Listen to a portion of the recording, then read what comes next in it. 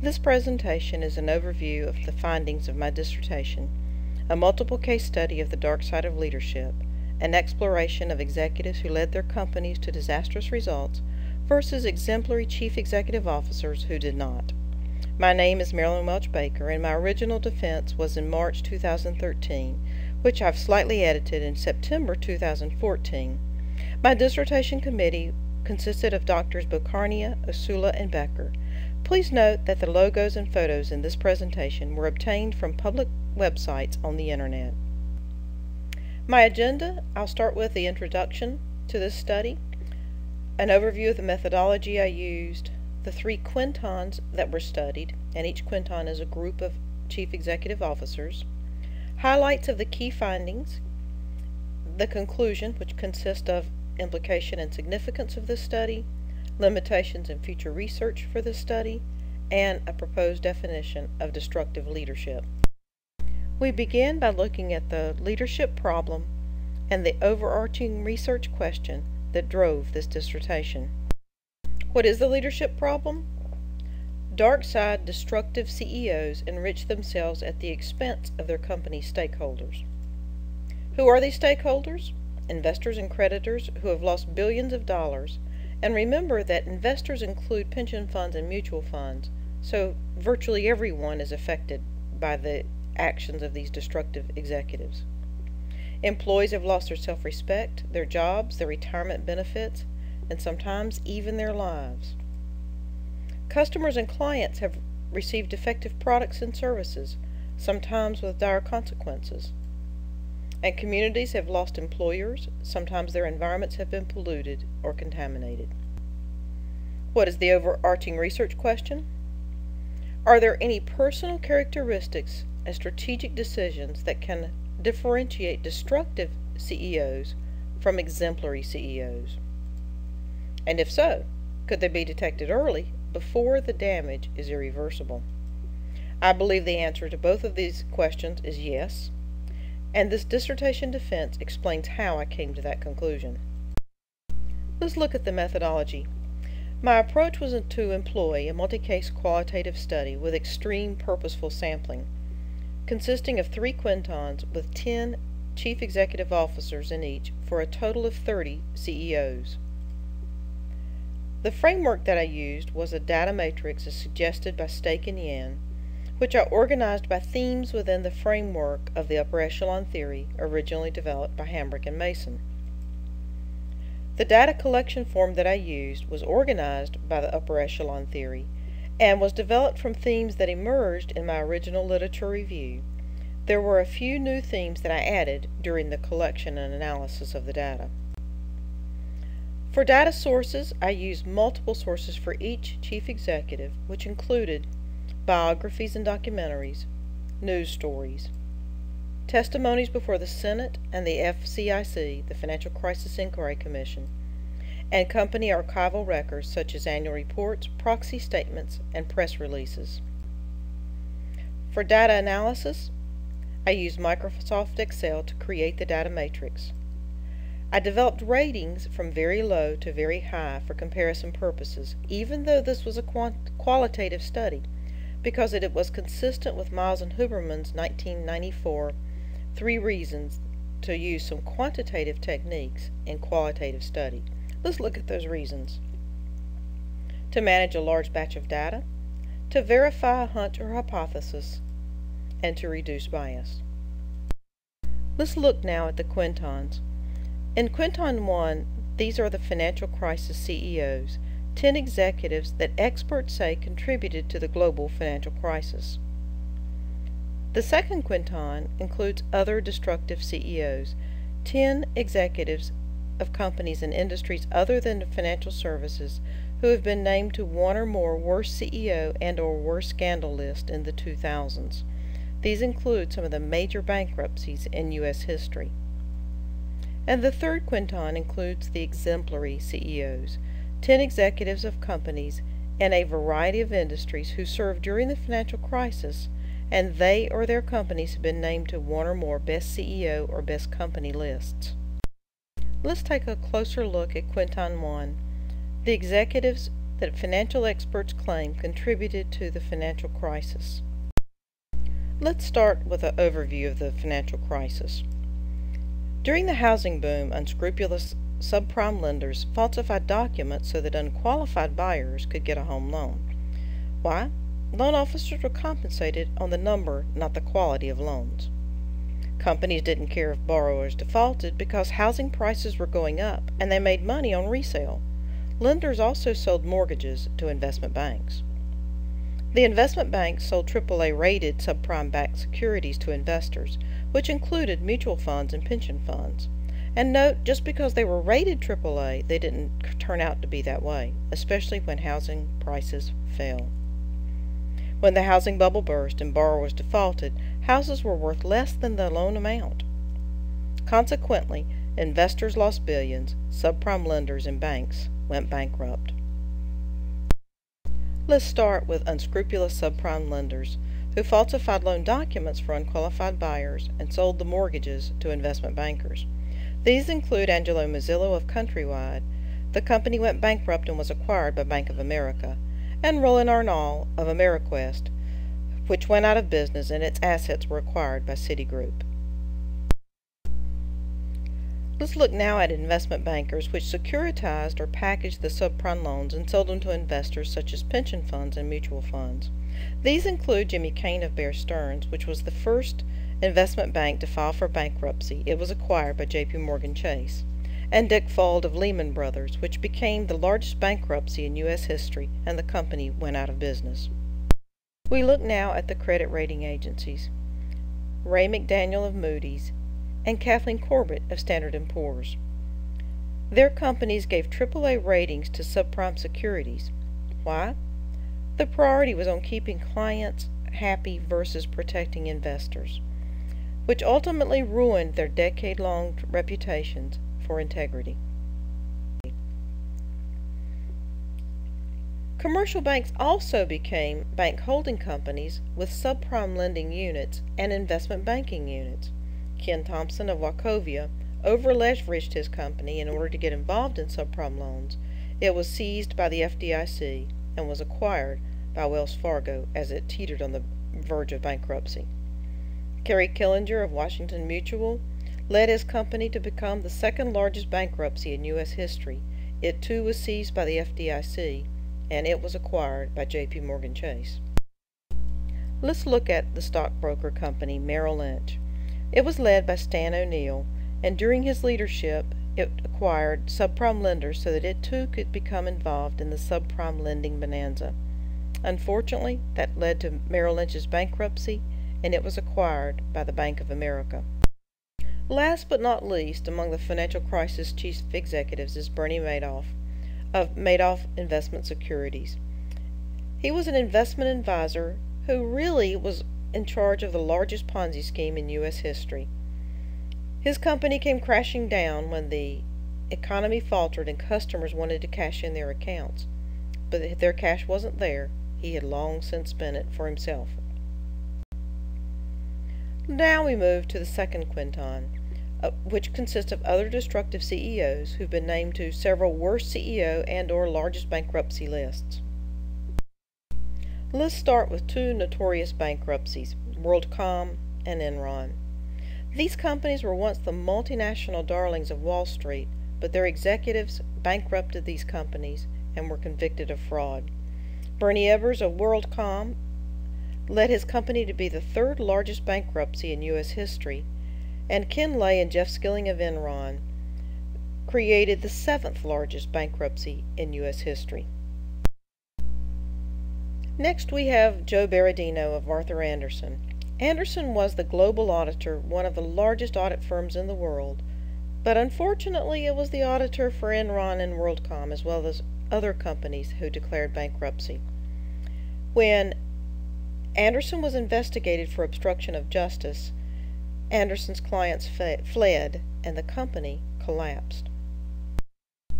Let's look at the automobile executives.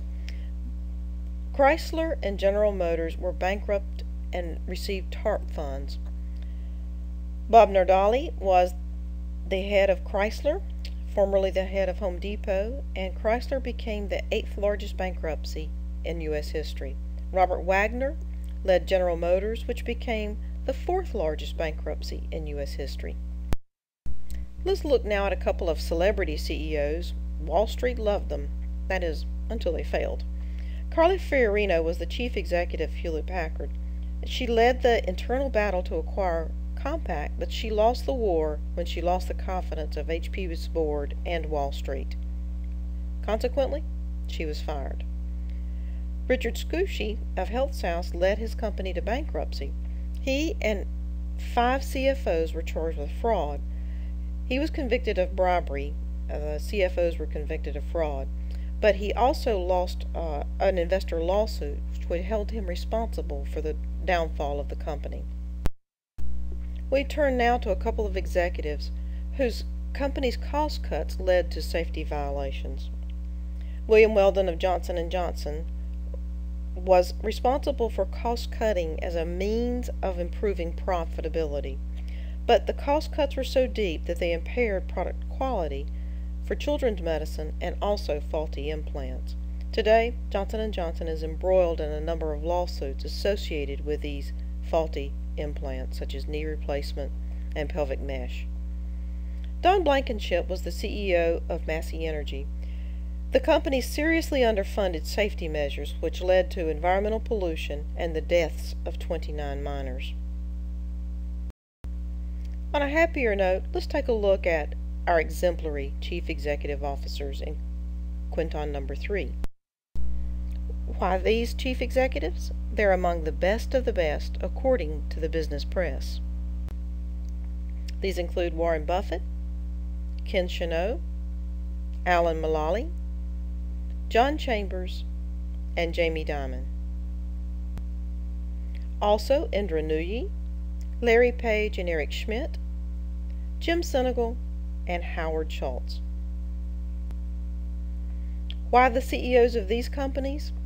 Well, as you can see on this chart, they're among Barron's best CEOs, Ethisphere's most ethical CEOs, Fortune's most admired companies, and Fortune's best places to work. Key findings? Let's look at it within the upper echelon theory framework, and then we'll make a few other comparisons. Let's look first at the upper echelon theory, which consists of situational characteristics and personal characteristics, which lead to the strategic choices that executives make. This in turn leads to the organizational outcomes. Again, this was a theory developed by Hambrick and Mason in 1984. With situational characteristics, we'll look at internal and external pressures and opportunities faced by these executives during their term as CEO. Situational characteristics. From an external perspective, the pressures and opportunities for strategic errors and misdeeds were basically pretty high. There were many pressures from major investors and Wall Street.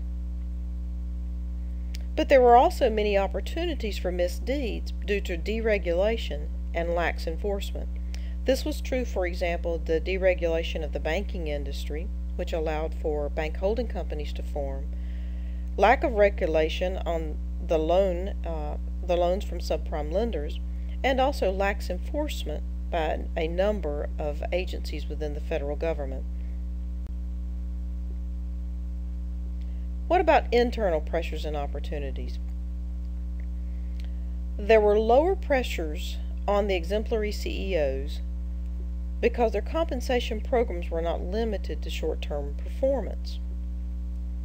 There were fewer opportunities for strategic error among the exemplary CEOs because their companies had employed more resources and more authority to internal controls, quality controls, and risk management. Personal characteristics. We'll look at demographic, personality and character, and leadership and management. First, demographic. The dark side CEOs were more inclined than their exemplary counterparts to have a midlife divorce and have 2 or more marriages or multiple post-divorce relationships. Interestingly, The dark side CEOs were more inclined to support Republican political campaigns. Now, this was not something I was originally looking for, but something that I discovered initially with Don Blankenship of Massey Energy and with Roland Arnault of AmeriQuest. I found this to be true among many of the dark side CEOs. We looked now at the exemplary CEOs, and we found that they were more inclined than their dark side counterparts to have grown up in an affluent home, have a PhD or a JD, and support Democratic political campaigns. Again, not something I was originally looking for, and frankly was surprised to find. Personal characteristics. We look at personality and character. The dark side leaders were more inclined than their exemplary counterparts to exhibit psychopathic cold-heartedness, engage in Machiavellian manipulation, display narcissistic egocentricity, be untrustworthy, especially avoiding responsibility and blame, very good at deflecting that, and they were more inclined to engage in unethical or corrupt behaviors.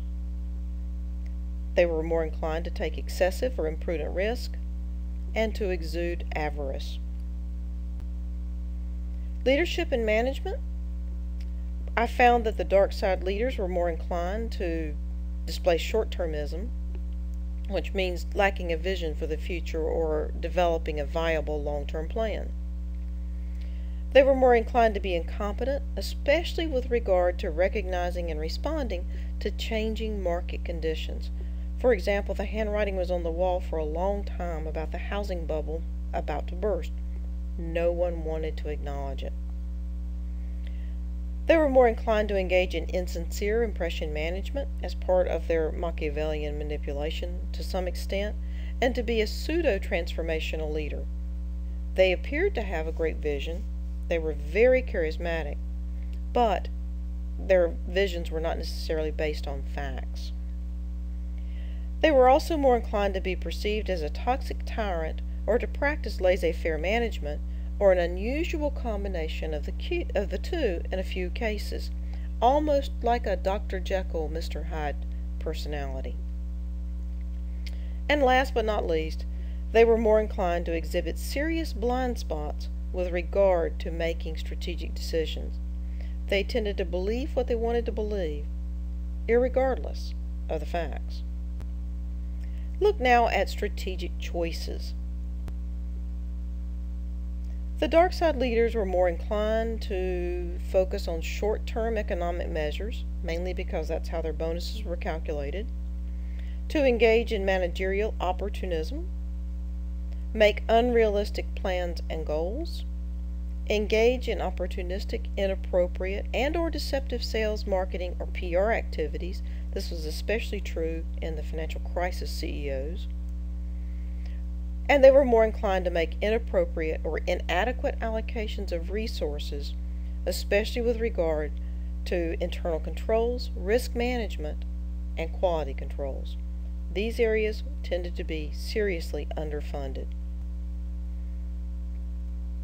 The dark side leaders were more inclined to engage in fraud or other white-collar crimes, make unethical or illegal choices, rely on flawed assumptions, develop inappropriate compensation and reward bonus plans, especially with regard to rewarding short-term gains at the expense of long-term sustainability. And this often seemed to be the case in those companies that focused on cost-cutting measures as a way to improve short-term profitability. We move now to organizational outcomes, and we'll look at pre-failure, mid-failure, and post-failure for these executives. Pre-failure. I found that companies with destructive CEOs were more inclined to develop a bureaucratic culture with power concentrated at the top, have widespread employee deviance, and develop a dysfunctional and immoral culture, often characterized by hyper-individualism and disregard for the well-being of others. Mid-failure. Companies with destructive CEOs were more inclined to lose the confidence of Wall Street analysts and other industry experts, harm customers through defective products and services, and harm employees through inadequate safety procedures or unfair or dysfunctional personnel practices.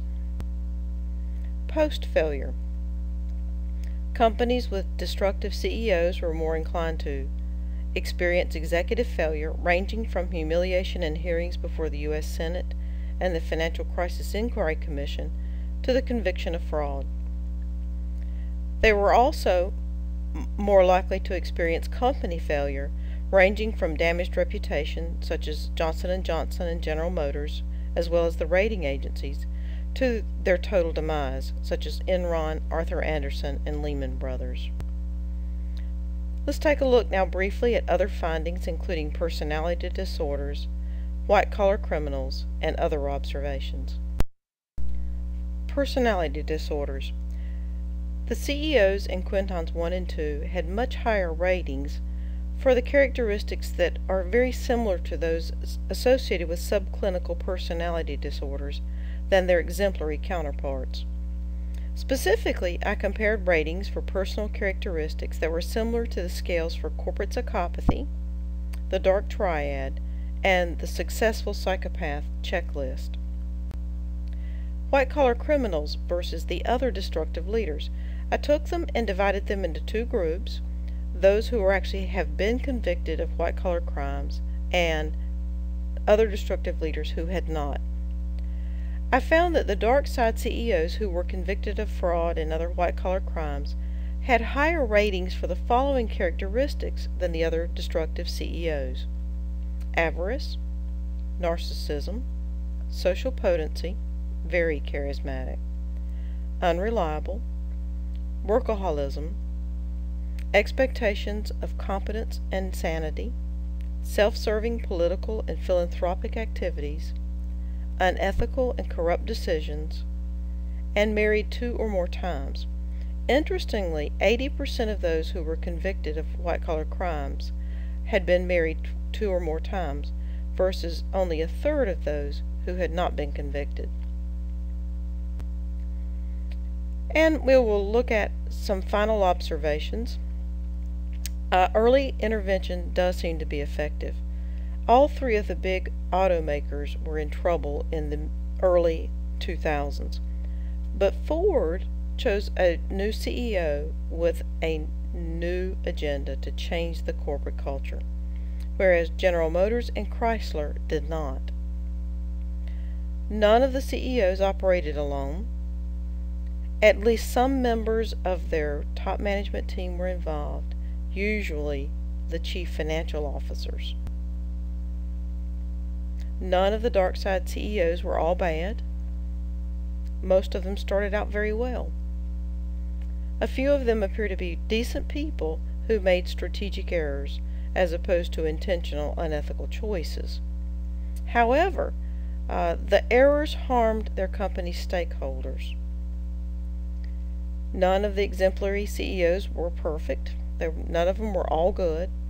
All of them made some strategic mistakes. One even failed at a new venture. Nevertheless, there were sharp contrasts between the performance of the destructive executives versus the exemplary executives. We now will move to the conclusion, looking at the implications and significance of the study, limitations and suggestions for future research, and a proposed definition of destructive executive leadership. Implications and significance. The Sarbanes-Oxley Act of 2000 and COSO require that auditors assess the control climate of organizations, including the ethical climate or the tone at the top. Corporate governance. This study provides insights into the personal characteristics and destructive decisions of dark side executives, which could be helpful to auditors and others who are responsible for corporate governance. This study adds to the literature on the dark side of leadership and also to the upper echelon theory. Additionally, this dissertation responds to calls for new ways of thinking about and researching leadership, integrating leadership and management theories, as well as other disciplines including forensic psychology, and it provides a comprehensive framework in the form of the upper echelon theory to deal with the complexity of destructive leadership. There are some limitations and therefore recommendations for future research. This study was limited to executives in the United States, so future research could expand to CEOs of companies with their headquarters in other countries. And the study was limited to business leaders, so future research could expand to nonprofit, military, or political leaders. Also, this study was limited to 21st century chief executives, so future research could test the applicability of these themes to historical dark side leaders of antiquity through the 20th century. And the study was qualitative, and while the data strongly suggests that major differences exist between dark side and exemplary leaders, this has not been tested statistically. I'd like to conclude with a proposed definition of destructive executive leadership. Building upon previous research, I propose the following definition for destructive executive leadership. The systematic choices made by the CEO and the top management team that violate the legitimate interest of the organization by undermining its long-term sustainability and/or the long-term well-being of its stakeholders. This definition is adapted from Einerson, Aslan, and Skogstad, 2007, for lower-level leaders, managers, and supervisors. Thank you for your interest in my dissertation. Copies are available through ProQuest. If you have any general questions, you may contact me through my email, mariback@earthlink.net. Please be sure to put dissertation question in the subject line. My dissertation is dedicated to the memory of my father, Ralph Welch, and to the honor of my mother, Evelyn Welch, and my husband, Kent Baker, and to the glory of God. My deepest gratitude is due to Dr. Mihai Bakarnia, who has the wisdom of a scholar and the heart of a servant leader. Thank you, Dr. Bakarnia.